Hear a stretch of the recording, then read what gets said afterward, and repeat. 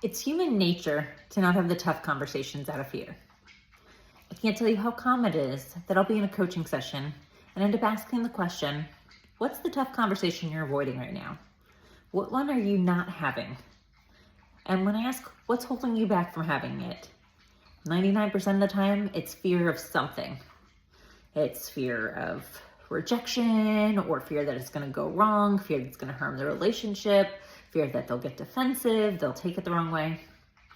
And what I can also tell you is that when I follow up with individuals as to whether or not they ended up having a conversation and face their fear, and many times they do, it usually goes way better than I thought because they got themselves in the right mindset and right headspace to have the tough conversation. Additionally, the ones who don't have it, they start building up resentment.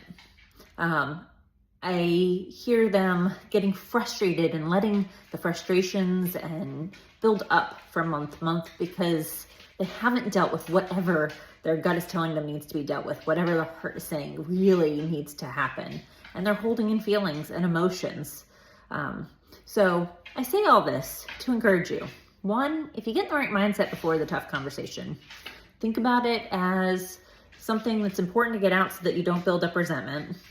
You think about the way to have it, even role play and practice how to have it. Think through how the other person might feel.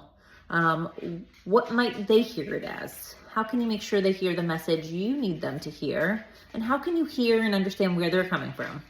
Often in a tough conversation, the real thing is to go in with questions and curiosity, right? If something's hard and not going well, understand first where they're coming from, what's on their head, and then you can have a much better conversation than if you start with spewing out what's on your mind.